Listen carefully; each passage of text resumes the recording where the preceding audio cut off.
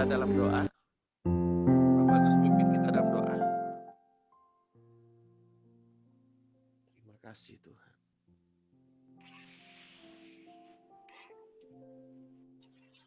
Tuhan, Allah dan Raja kami bersyukur Tuhan untuk setiap hari yang Kau tambahkan dalam kehidupan kami. Kami bersyukur Tuhan atas kejadian kami yang ajaib. Kami bersyukur Tuhan untuk makanan yang boleh terhidang setiap hari Tuhan, di dalam setiap rumah kami Tuhan. Kami bersyukur untuk kebaikan-Mu Tuhan. Kau sungguh baik Tuhan. Kau sungguh baik. Pada pagi hari ini Tuhan, kami bersepakat untuk mendengarkan kebenaran firman yang akan disampaikan oleh anak-Mu terkasih Tuhan. Kami percaya Kau memberkati, Kau mengurapi Tuhan anak-Mu Tuhan. Dialah semua yang disampaikan Tuhan pada setiap kami Tuhan. Kami boleh hidupi di dalam hati setiap kami Tuhan. Boleh melekat Tuhan sampai selama-lamanya. Sampai kami Tuhan berada bersama-sama dengan Engkau Tuhan. Terima kasih Tuhan untuk pagi hari yang luar biasa. Terima kasih untuk persekutuan kami. Kami bersyukur di dalam nama Tuhan Yesus. Haleluya. Amin. Amin, amin. Silakan Yen. Shalom. Apa kabar Bapak Ibu Saudara semua? Luar biasa, dahsyat, mantap. Nah, berikan tepuk tangan, sorak-sorai buat Tuhan kita. Tuhan kita begitu baik, amin. Nah, di dalam minggu ini kita masih berbicara satu tema yaitu hidup dalam terobosan ilahi ya. Sebelum kita masuk, kita harus sama-sama percaya dulu ya, percaya bahwa Tuhan sangat rindu untuk setiap anak-anaknya mengalami terobosan ilahi. Amin. Kita harus percaya dulu bahwa Tuhan sangat rindu setiap kita, anak-anaknya, mengalami terobosan ilahi. Ya, ketika kita sudah menerima Dia sebagai Tuhan dan Juru Selamat, maka seharusnya hidup kita, hidup setiap kita, mengalami terobosan demi terobosan. Amin. Kita akan belajar sama-sama dalam kisahnya, ya, di dalam Markus 5. Markus 5 ayat 24 sampai 34. Mungkin kisah ini bukan kisah yang nggak pernah didengar ya. Kisah ini sudah sering sekali kita pelajari. Tapi pada pagi hari ini kita mau sama-sama belajar. Ya. Bagaimana sih hidup di dalam terobosan ini, terobosan ilahi. Ya, dalam Markus 5 ayat 24 sampai 34. Ini berbicara kisah tentang perempuan yang mengalami sakit pendarahan selama 12 tahun. Ya, Bapak Ibu Saudara. Saya akan bacakan ayat 24 sampai 34. Kita bisa perhatikan sama-sama di dalam ayat-ayat ini. Markus 5 ayat 24. Lalu, pergilah Yesus dengan orang itu. Orang banyak berbondong-bondong mengikuti Dia dan berdesak-desakan di dekatnya.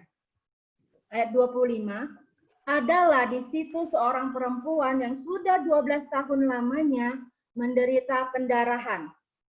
Ayat 26, ia telah berulang-ulang diobati oleh berbagai tabib, sehingga telah dihabiskannya semua yang ada padanya. Ya. Namun sama sekali tidak ada faedahnya, malah sebaliknya keadaannya makin memburuk. Ayat 27, dia sudah mendengar berita-berita tentang Yesus. Maka di tengah-tengah orang banyak itu, ia mendekati Yesus dari belakang dan menjamah jubahnya. 28, sebab katanya, asalku jamah saja jubahnya, aku akan sembuh. Ayat 29, seketika itu juga berhentilah pendarahannya dan ia merasa bahwa badannya sudah sembuh dari penyakitnya.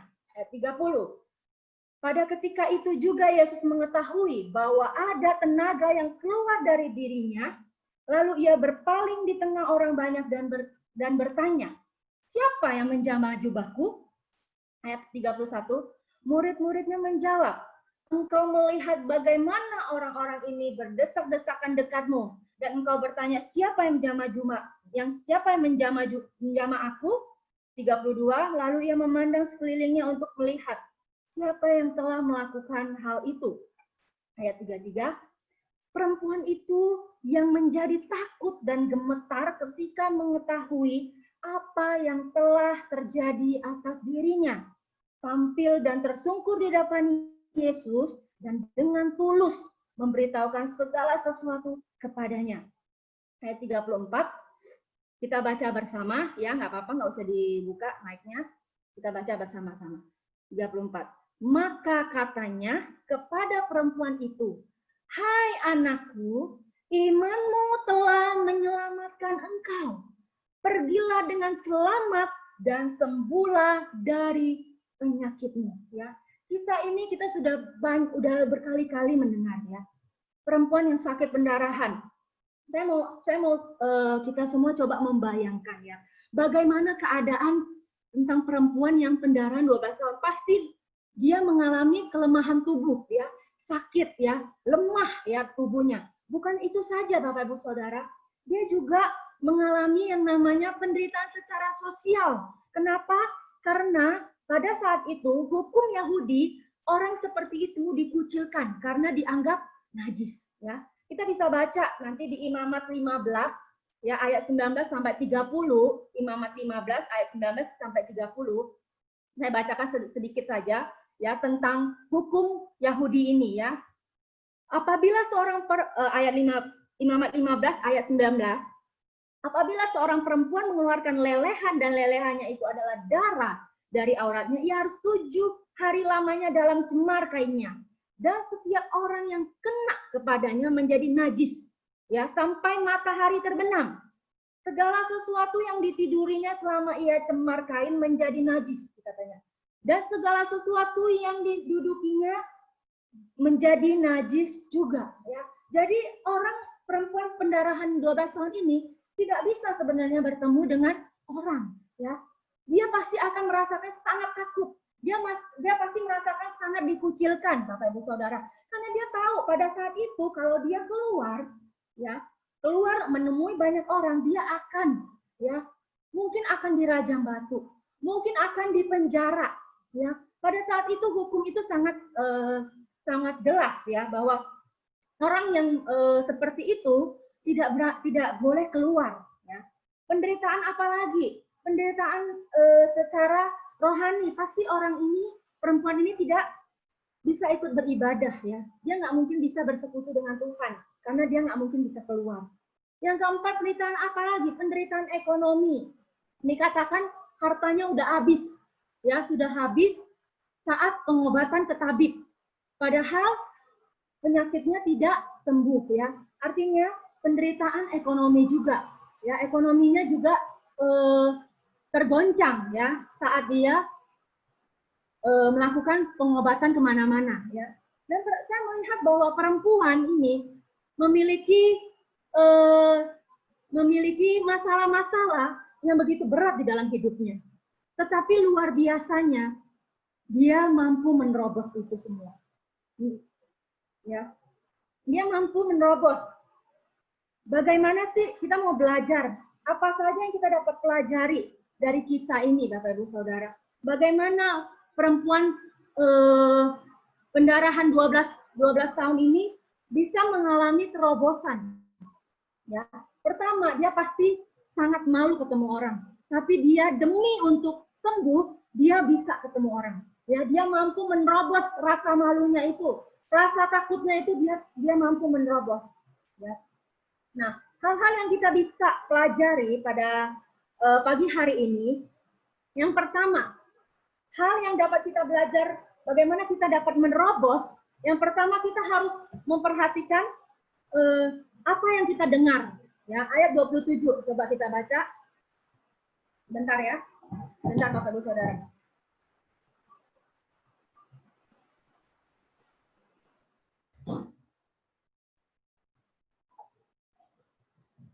Ya, ada 4 hal yang kita bisa pelajari, ya, bagaimana dari kisah ini, bagaimana seorang perempuan 12 tahun pendarahan ini menerobos, ya. Ada 4 hal, ya.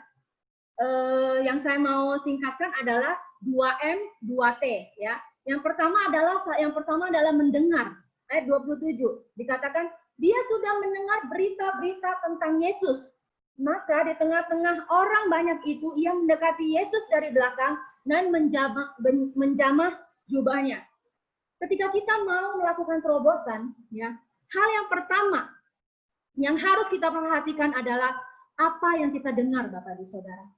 Ya, jangan kita mendengar berita-berita yang sampah, atau kalau Bapak Gembala kita bilang bahwa buang yang sampah itu, ya. Jangan kita mendengar berita-berita sampah, berita-berita yang tidak menguatkan iman kita. Ya, ketika perempuan ini sudah mendengar berita-berita tentang Yesus, ya, maka dia dengan berani, ya, berita tentang Yesus, berita firman itu menimbulkan iman. Amin, Bapak Ibu Saudara.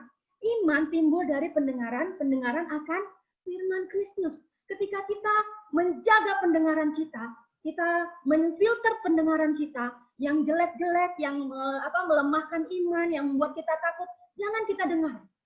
Teruslah dengar firman Kristus di dalam hidup kita. Amin, Bapak Ibu Saudara.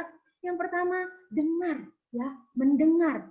Dengarlah firman Kristus sehingga kita bisa menimbulkan iman kita untuk kita menerobos segala sesuatu yang membuat kita takut. Amin, Bapak Ibu Saudara. Seperti wanita ini, ya, dia sudah mendengar berita-berita tentang Yesus, ya, berita-berita tentang Yesus, bahwa Yesus adalah penyembuh, bahwa Yesus adalah bisa menyembuhkan banyak orang. Dia juga mau ini terjadi dalam hidupnya, makanya dia percaya, makanya dia menerobos segala ketakutannya. Amin, Bapak Ibu Saudara. Yang kedua, M yang kedua adalah mempergunakan kesempatan dan bergerak, ya. Ayat 27 juga, ya. Ketika dia tahu bahwa Yesus ada di sana, dia cepat-cepat ya datang. Ya, di tengah-tengah orang banyak ia mendekati Yesus.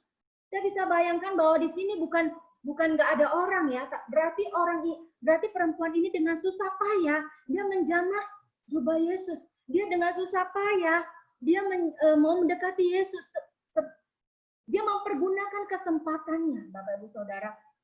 Hari-hari ini jika kita mau menerobos sesuatu, ya, dengan terobosan ilahi, mari kita gunakan kesempatan, ya.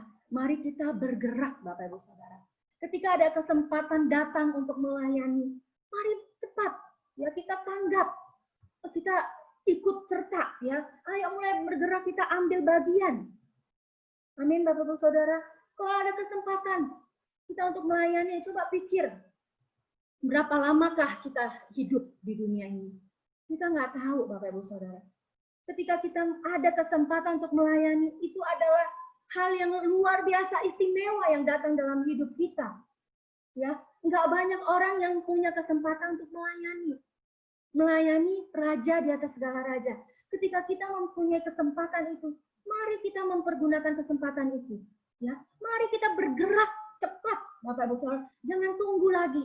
Ya, kalau wanita ini menunggu, ya, mungkin dia berkata dengan dirinya sendiri, jangan deh, jangan saya keluar, saya malu, saya kan najis, ya, saya nanti kalau keluar mungkin bisa dirajam batu oleh orang-orang itu, ya, oleh orang banyak.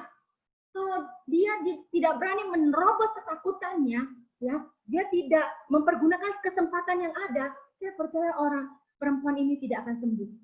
Ya, ketika kita mempergunakan kesempatan yang datang dalam hidup kita, mari kita bersama-sama, kita bersyukur bahwa kita di New Life ini diberikan terbuka kesempatan dengan lebar, ya, untuk melayani banyak bidang yang kita bisa ikut melayani. Di mana talenta kita, di sanalah kita melayani. Jangan pernah kita menganggap bahwa nantilah layani Tuhan kalau keadaan ekonomi saya sudah bagus.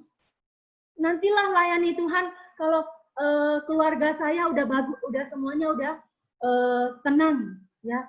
Saya ngurusin keluarga saya dulu. Bapak Ibu Saudara, saya mau katakan bahwa kesempatan itu tidak datang 2 kali, 3 kali, ya. Kesempatan ada, mari kita pergunakan kesempatan itu, kita bergerak. Kita bergerak untuk menerobos segala sesuatu yang kita anggap mungkin kita nggak mampu, ya. dalam pelayanan. Saya nggak mampu deh berkhotbah, saya nggak punya skill berkhotbah, saya nggak tahu ayat-ayat dengan baik, saya nggak ngerti ya sistematika dengan baik. Nah, itu adalah hal-hal yang membuat kita tidak bisa mengalami terobosan. Kita melihat kelemahan kita, Bapak Ibu Saudara, ya. Mari kita bergerak menerobos segala ketidakmampuan kita. Amin, Bapak Ibu Saudara. Hal yang ketiga, ya, yang tadi satu mendengar, yang kedua mempergunakan kesempatan dan bergerak, yang ketiga T, ya, Tuhanlah yang melakukan. Tuhanlah yang di dalam kita yang melakukan terobosan itu. Jadi jangan kita sombong, jangan kita bilang bahwa kitalah yang bisa, kita ini hebat, ya bisa melakukan terobosan-terobosan. Enggak, Bapak Ibu Saudara, bukan dengan kuat dan gagah kita, bukan tentang kita, tapi tentang Tuhan. Tuhan ingin sekali kita, anak-anaknya, mengalami terobosan ilahi di dalam kehidupan kita. Makanya kita harus percaya bahwa Tuhanlah yang melakukan. Amin. Kuncinya ya adalah percaya. Ya, Bapak Ibu Saudara, di ayat 28 dikatakan sebab katanya asal ku jamah saja jubahnya, aku akan sembuh. Perempuan ini percaya, ya, imannya percaya bahwa kalau dia menjamah jubah Yesus, dia sembuh. Ya, kita harus percaya bahwa Tuhan rindu kita mengalami terobosan ilahi. Nah, coba kita buka di Matius 13 ayat yang ke 53 sampai 58. Coba kita baca ya. Saya baca untuk Bapak Ibu Saudara.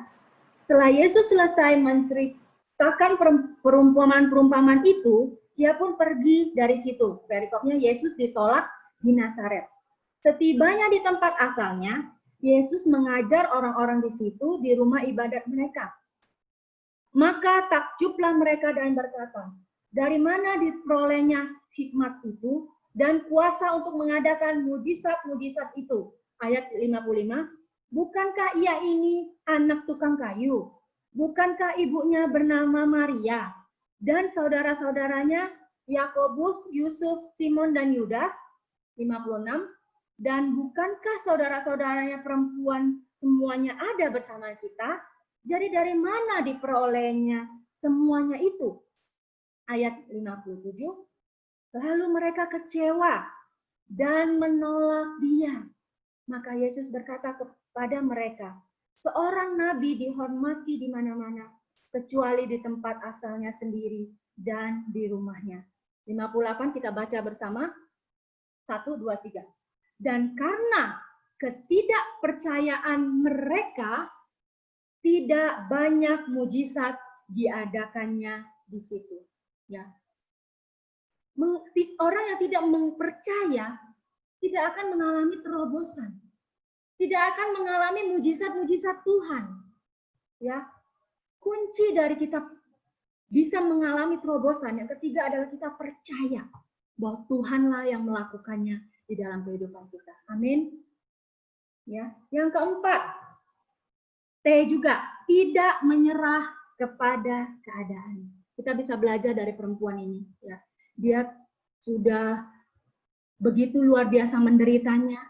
Ya, dia sudah coba untuk ke tabib manapun sampai hartanya habis, tapi tidak sembuh juga dikatakan. Malah tambah kondisinya makin buruk. Tapi dia tidak pernah menyerah. Tidak pernah menyerah kepada keadaannya. Ya, ketika ada kesempatan, dia tahu Yesus lewat, dia cepat-cepat untuk datang kepada Yesus. Bapak Ibu Saudara, yang mau saya katakan adalah hal yang keempat, ya, bagaimana kita bisa mengalami terobosan.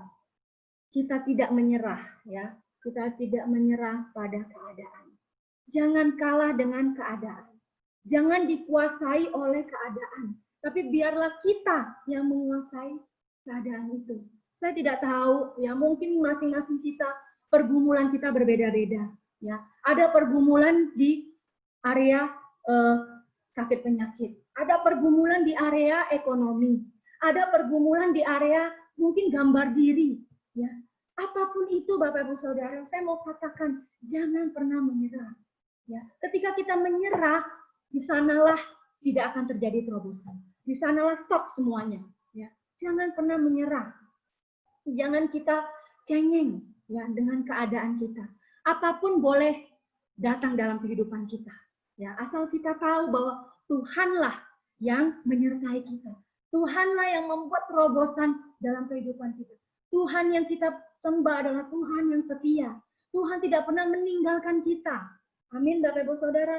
Jangan menyerah kepada keadaan.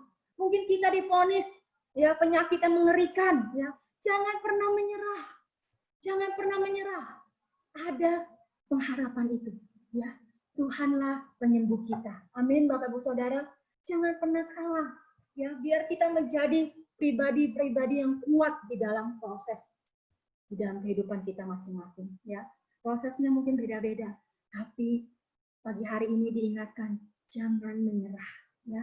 Jangan pernah menyerah kepada keadaan kita. Hadapi, Bapak Ibu Saudara, ya. Saya lihat dari perempuan 12 tahun pendarahan ini, kalau dia menyerah, saya percaya dia tidak akan menerima mujizat Tuhan. Dia tidak akan bisa sembuh, ya. Tapi dia tidak pernah menyerah. Luar biasa Bapak Ibu Saudara, kalau kita mau belajar, orang-orang yang tidak pernah menyerah adalah orang-orang yang mengalami terobosan. Orang-orang yang memiliki kemenangan demi kemenangan. Amin Bapak Ibu Saudara, jangan pernah menyerah. Hadapi Tuhan, hadapi dengan tenang. Hadapi bersama dengan Tuhan. Apapun yang menjadi masalah kita, apapun yang menjadi pergumulan kita, hadapi bersama dengan Tuhan. Amin Bapak Ibu Saudara. Mazmur 62 ayat 5 sampai 8. Hanya pada Allah saja kiranya aku tenang. Sebab daripadanya lah harapanku. Ayat 7. Hanya dialah gunung batuku dan keselamatanku. Kota bentengku, aku tidak akan goyah. Pada Allah ada keselamatanku dan kemuliaanku. Gunung batu kekuatanku, tempat perlindunganku ialah Allah. Percayalah kepadanya setiap waktu, hai umat, curahkanlah isi hatimu di hadapannya. Allah ialah tempat perlindungan kita. Kita sudah baca, Bapak Ibu Saudara, kita sudah merenungkan ya kisah dari perempuan 12 tahun pendarahan ini. Luar biasa. Kalau saya renungkan sangat luar biasa, mungkin penderitaannya sangat banyak Bapak Ibu Saudara. Tapi hari ini kita mau belajar 4 hal. Yang pertama, apa? Yang pertama, yang pertama mendengar, ya, dengar. Ya, buang berita-berita yang melemahkan iman kita. Dengar firman Kristus. Amin. Firman Kristus yang dapat memberikan iman dalam hidup kita. Yang kedua, mempergunakan kesempatan dan kita bergerak, ya. Jangan pasif. Kalau kita mau melakukan terobosan, mustahil terjadi terobosan kalau kita pasif. Kalau kita diam aja, kalau kita tidak melakukan apa-apa, kalau kita menyerah kepada keadaan, itu mustahil terobosan bisa terjadi dalam kehidupan kita. Amin. Apapun yang dirasakan perempuan 12 tahun pendarahan ini, dia terobos, ya. Kesakitannya dia terobos, dia mau sembuh, ya. Karena yang penting adalah kesembuhan bagi perempuan ini. Apa yang penting di dalam kehidupan kita, Bapak Ibu Saudara? Itu pasti kita akan usahakan. Kita terobos segala kelemahan kita, ketidakberdayaan kita untuk dapat kita peroleh apa yang kita anggap penting itu, ya. Yang ketiga, Tuhan yang melakukan, ya. Bukan kuat gagah kita, bukan karena kita hebat, ya. Kuncinya adalah percaya. Percaya. Yang keempat, yang kedua, tidak menyerah kepada keadaan. Jangan pernah menyerah, Bapak Ibu Saudara. Ya. Pencobaan-pencobaan yang kita alami adalah pencobaan yang biasa. Ya.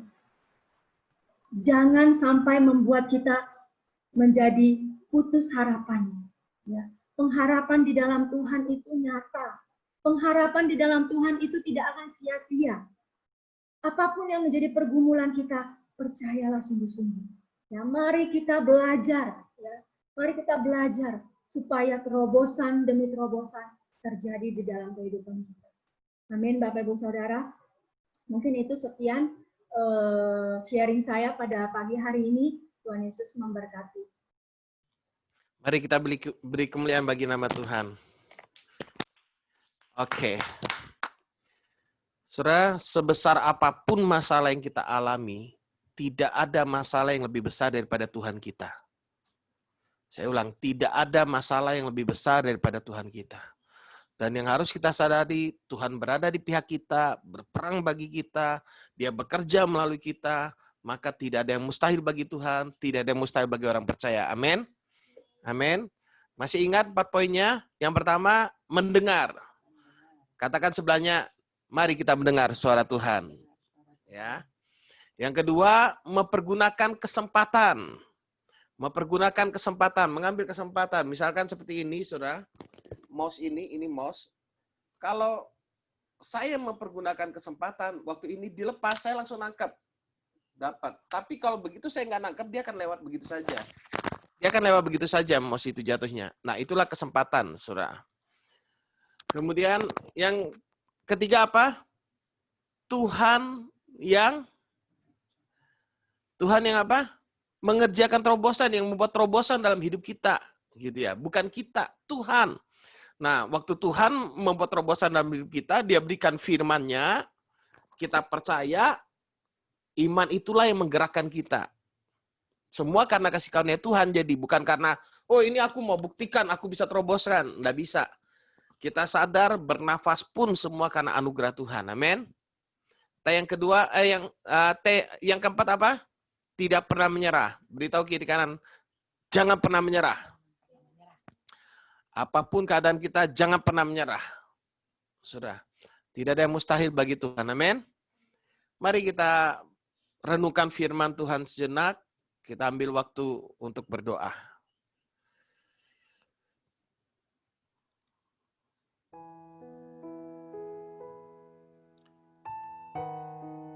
Terima kasih Tuhan buat kebenaran firman-Mu yang begitu luar biasa dalam hidup kami.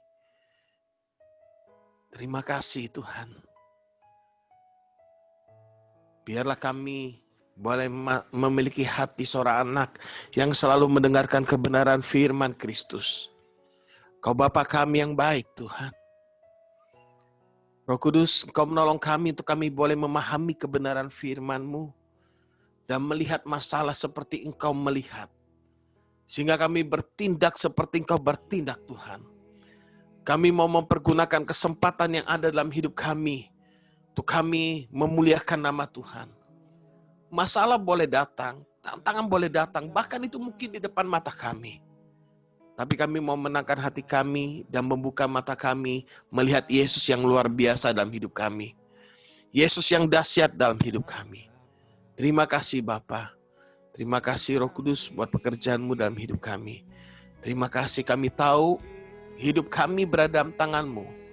Kalau kami boleh mengalami terobosan itu semua karena anugerah Tuhan. Bukan karena kepintaran, kekuatan, dan kehebatan kami. Dan kami tidak akan menyerah dalam keadaan apapun. Karena kami tahu Tuhan yang Maha Kuasa yang menyertai kami. Tuhan berada di pihak kami. Engkau yang mengasihi kami. Terima kasih Bapa, terima kasih Tuhan. Kau memberkati Yeni Tuhan. Terus hikmat-Mu makin berlimpah dalam kehidupannya. Bahwa ia semakin mengenal Engkau Tuhan. Engkau yang mengangkat kehidupannya. Engkau yang memberkati kehidupannya Tuhan. Kesehatannya sempurna dalam nama Yesus. Terima kasih Bapa, terima kasih. Kami juga berdoa buat Kofunik sebagai suaminya Tuhan. Biarlah Kofunik boleh menjadi imam dan raja memimpin Yeni Tuhan bersama-sama. Memenuhi panggilan Tuhan, menyelesaikan pekerjaan Tuhan dalam kehidupan mereka. Rumah tangga ini menjadi rumah tangga yang diberkati Tuhan Yesus berlimpah-limpah. Engkau memberkatinya dan berkat-berkat rohani, berkat-berkat jasmani berlimpah-limpah dalam kehidupan rumah tangga Kofunik dan Yeni. Dan anak-anak mereka, Matthew Mayer, menjadi berkat bagi banyak orang, menjadi berkat bagi generasinya. Matthew Mayer bertumbuh semakin kuat, bukan hanya secara jasmani Tuhan, tapi secara roh semakin teguh kokoh di dalam Engkau Tuhan. Terima kasih Bapa, terima kasih Tuhan Yesus. Kami menyerahkan Yeni sekeluarga dalam tangan-Mu, dan nama Tuhan dipermuliakan. Makasih Bapa, terpujilah nama-Mu. Dalam nama Yesus kami berdoa dan ucap syukur. Haleluya. Amin. Amin. Mari kita siapkan anggur perjamuan kudus kita. Kita akan masuk dalam perjamuan.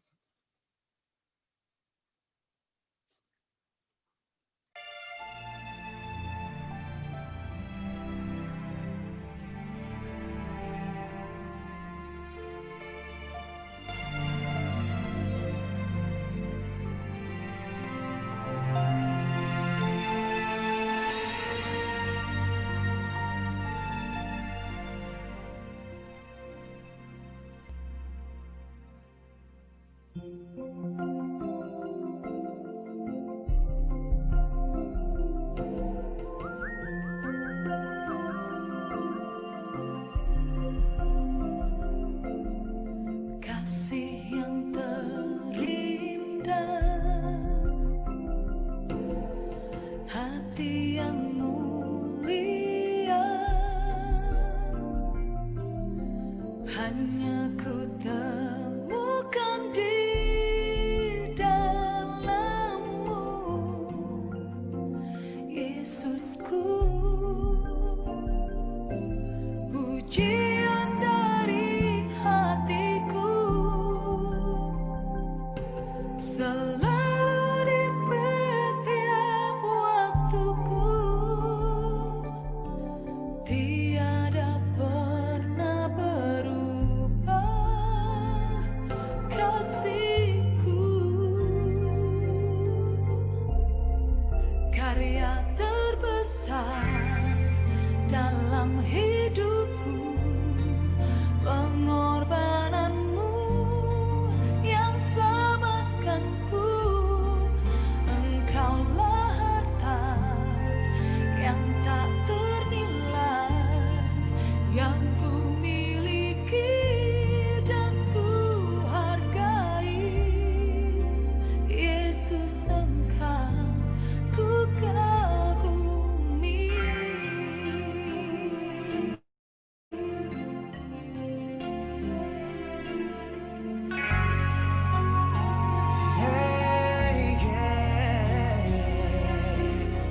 Kasih yang terindah, hati yang mulia, hanya ku temukan di dalam-Mu, Yesusku. Pujian dari hatiku selalu di setiap waktuku, tiada pernah berubah kasih-Ku kepadamu. Karya terbesar dalam hidupku, pengorbanan-Mu yang selamatkanku. Engkaulah harta yang tak ternilai, yang ku miliki dan ku hargai. Yesus, Engkau ku kagumi. Kematian-Mu menghidupkanku.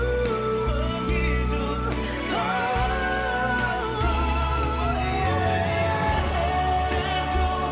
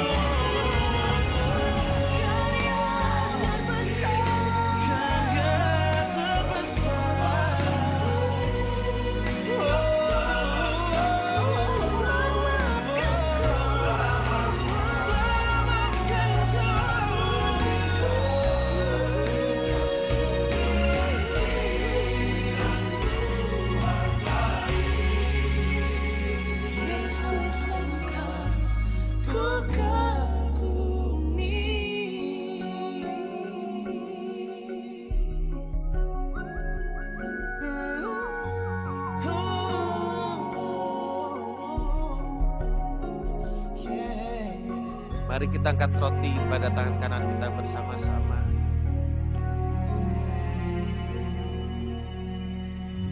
Saudara-saudaraku yang dikasihi oleh Tuhan Yesus. Inilah bukti kasih Kristus kepada kita. Dia memberikan nyawanya bagi saudara dan saya. Betapa dia mencintai saudara dan saya. Bukan hanya dia berada di pihak kita, tapi ia menjadi satu dengan kita, bersama-sama dan kita tinggal di dalam diri kita. Ia sendiri telah memikul dosa kita di dalam tubuhnya di atas kayu salib, supaya kita yang telah mati bagi dosa, hidup untuk kebenaran. Dan oleh bilur-bilurnya, kita semua telah sembuh. Saudara-saudaraku yang dikasihi oleh Tuhan Yesus, bukankah roti yang berada pada tangan kanan kita ini adalah persekutuan kita dengan tubuh Yesus Kristus? Mari kita makan dengan iman dalam nama Yesus.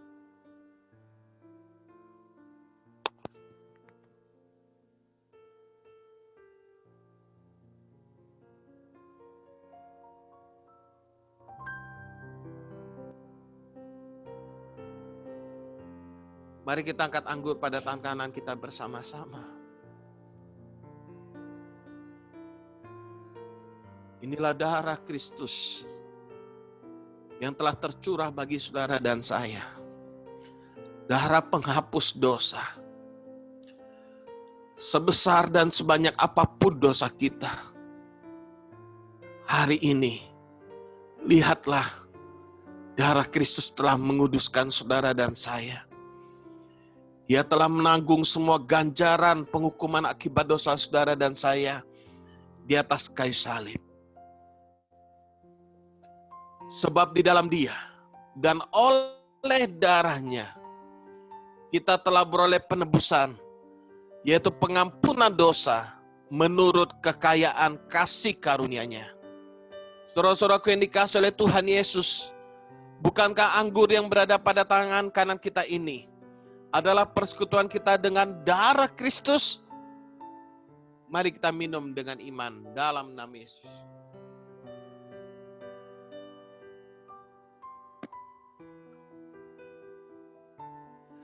Mari naikkan syukur kepadanya.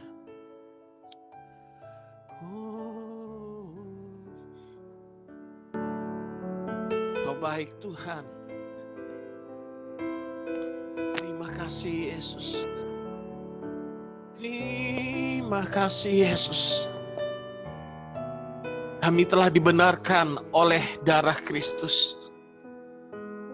Kami adalah anak-anak Allah yang melakukan pekerjaan-pekerjaan besar bagi kemuliaan nama Tuhan. Kami hidup dalam kodrat ilahi.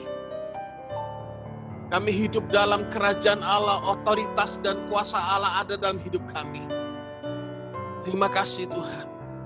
Terima kasih buat kasih karunia yang berlimpah-limpah dalam hidup kami. Terima kasih Tuhan Yesus. Dan pagi hari ini, kami berdoa Tuhan buat kota Batam.